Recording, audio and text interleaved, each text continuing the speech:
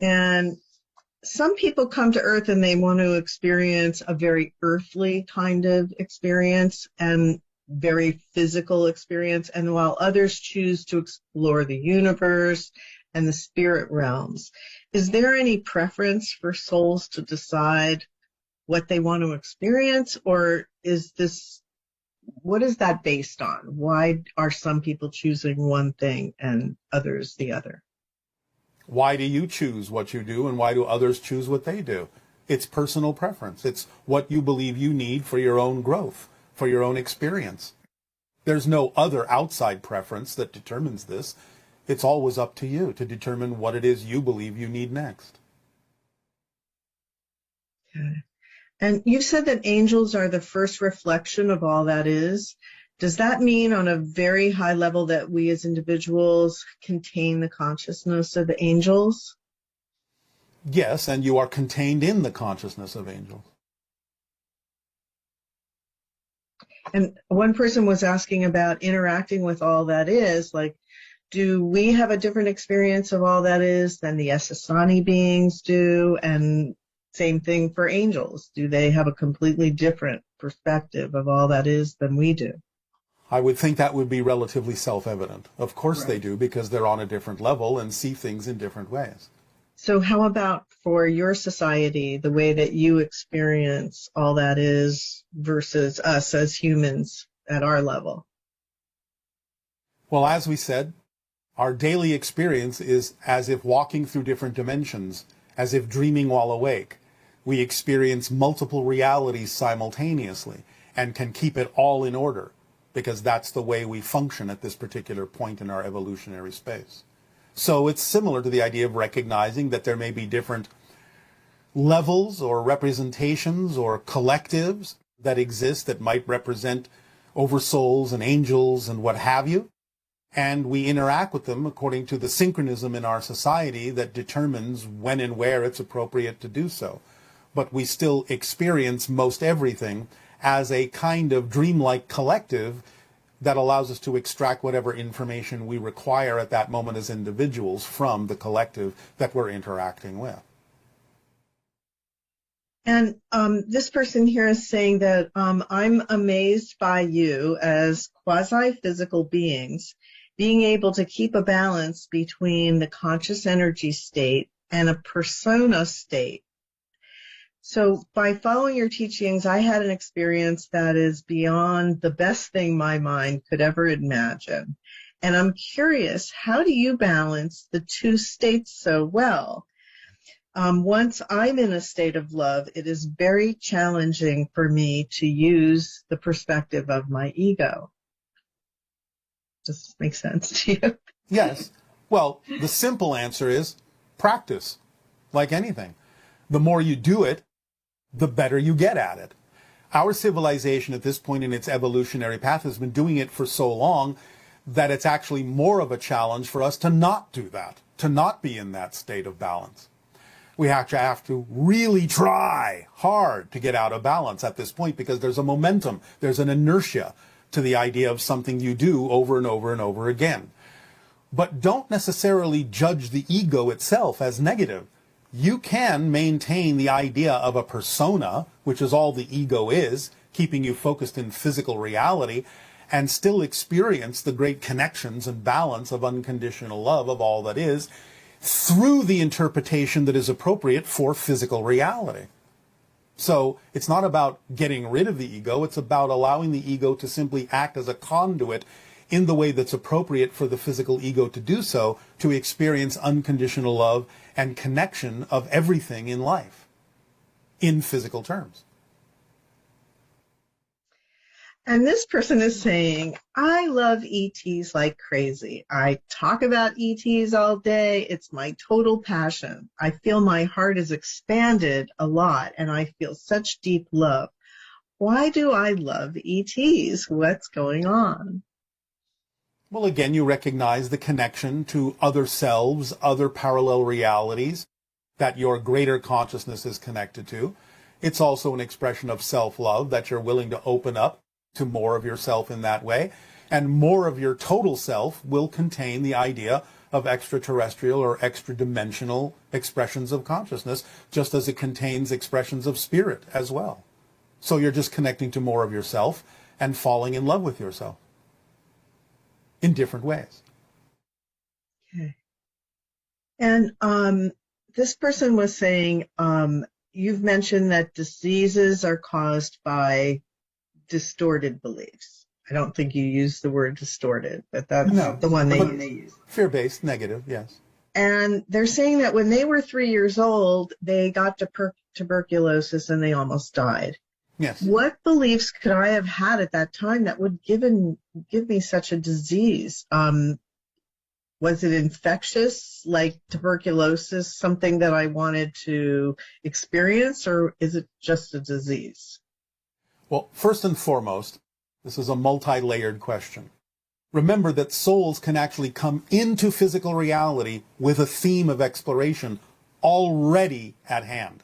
That can represent the idea or stand in for the concept of having beliefs that will cause certain things to happen so that they can fulfill the theme of their exploration. Even a child, even at birth, will start to absorb whatever beliefs are in that society that will serve them in creating that theme, that experience that they have decided to explore, not only for their own purposes, but perhaps even for other people's purposes around them. Sometimes souls will choose to experience a disease at a young age, not just because of what it might do for their own experience as a soul, but what it might actually cause other people to choose to do that are surrounding that particular child that has the disease. In other words, what are you and others learning they otherwise wouldn't have learned if the child didn't have the disease? So there can be many reasons for this. It's not necessarily about the idea of the child having enough experience to have chosen or absorbed those beliefs through the idea of living, but just absorbing them telepathically for the idea of constructing whatever experience they need to construct in order to play out the theme that they chose to assist themselves and others. And does the replacement of a damaged human body organ with machine parts mean spiritual degeneration? And will human beings take the road of being half human and half machine in the future? It does not deteriorate the spirit. Again, as long as consciousness has an appropriate vehicle to express itself through in its fullness of being, there is no idea of degeneration.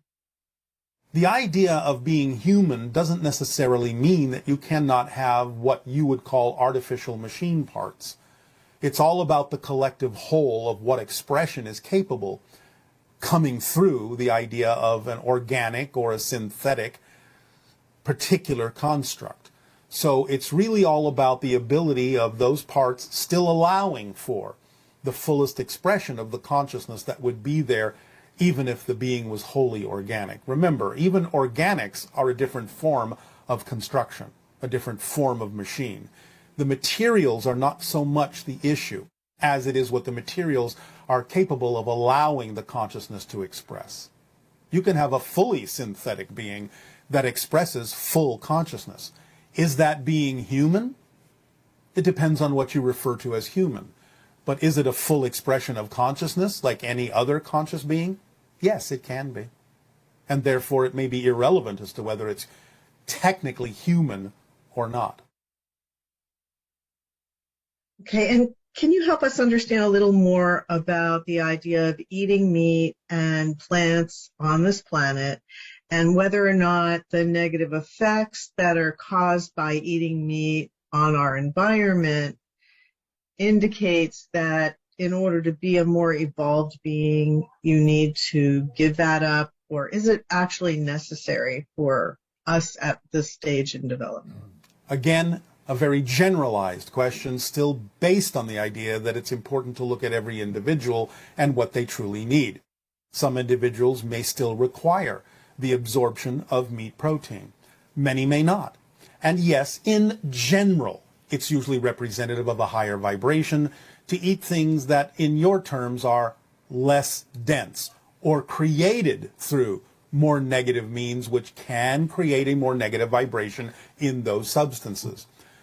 But again, if you allow yourself to go back to a more natural way of absorbing the meat protein in terms of how the meat protein is collected, how the respect is given, how the exchange happens in a more natural, original, organic way, then individuals that may require meat protein can absorb it without the idea of the negative concept behind how it was raised or how it was caught or how it was killed. But again, yes, in general, humans are evolving to the point where you may find simply no desire and no need anymore to absorb more dense substances and can subsist quite readily on some of the less dense substances. And even the idea of meat protein is still more about the plants, because really you're getting what you need from the plants that the animal ate, more than you are from the meat itself, which is really functioning more as a carrier for the substances that they ate that are passed on to you when you consume them. So the fact that in our society now, we're starting to be able to do things like grow meat in laboratories so that we don't have to kill animals in order to eat that. And taking that along with the idea that isn't one of the attractions of coming to Earth and having this very physical experience, part of the attraction of being here, the dining experience, so to speak, seems to be very attractive to perhaps be. But are beings in spirit, can they also experience eating and dining and doing all that? They can, but most of them simply find it unnecessary. If they wish to have an experience, they can create it instantaneously. But the idea is it's not quite the same as physical reality. There are different levels of pleasures to it, and some may even be greater than what you experience in physical reality. But again, most usually let go of that and simply create environments that they may enjoy that are similar, but not necessarily requiring them to seem to be ingesting anything in order to experience and get out of that environment the same thing they might have gotten out of eating in restaurants when they were physically alive. And so these... But one moment. The idea of creating meats artificially can be a step in the direction of the evolution, but you're going to find ultimately that will probably be unnecessary. Because again, more of you may gravitate towards simply eating natural foods that are grown naturally, that are given from the earth naturally, and most of that will most likely ultimately be plant material. You will simply not need the idea of artificial meat eventually, but it can be part of a weaning process if you wish. But isn't it, it's not really artificial meat because it is they use the cells in a artificially constructed meat. Okay. So, but it's a good intermediary step, yes? It can be. It depends on the person. Okay. All right. And lastly, there's an indication that there seems to be an intensification of the splitting prisms phenomenon. Oh, yes. Why is this, and how will it transform? And is this the beginning of the end of this stage, or will it just continue intensifying as we go forward? It will intensify to a certain point, but beyond that, it will only intensify in realities that require it to intensify. The idea is that, again, as the splitting prism continues, those that will be navigating themselves toward versions of Earth that no longer require the same kind of intensity in their experience will no longer experience it, even though there may be versions where the intensity does grow and continue because it's leading down a different kind of a path. So there will be a point at which the intensity in that sense will diminish for those that go to certain versions, and it will continue to grow for those that choose other pathways. Okay, thank you. And thank you so much for all the information and your sharing, and we really appreciate you. Thank you, Bashar. It is our passion and our pleasure and our deepest appreciation to all of you for the power and strength that you show and demonstrate every single day in making the choices that are true for you and being a living example of the choices that others could choose, but also having the strength and wisdom to allow them to choose their path, no matter how different it may be from yours, because in the end, all come home. Now please allow yourselves to relax and enjoy your meditative exercise.